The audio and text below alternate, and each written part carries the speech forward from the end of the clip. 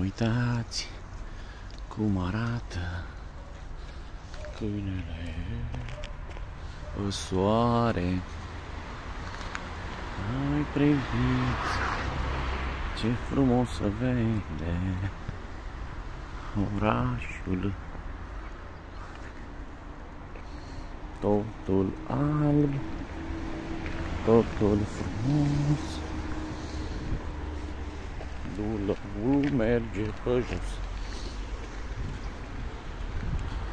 Da, răduț, afară cam friguț.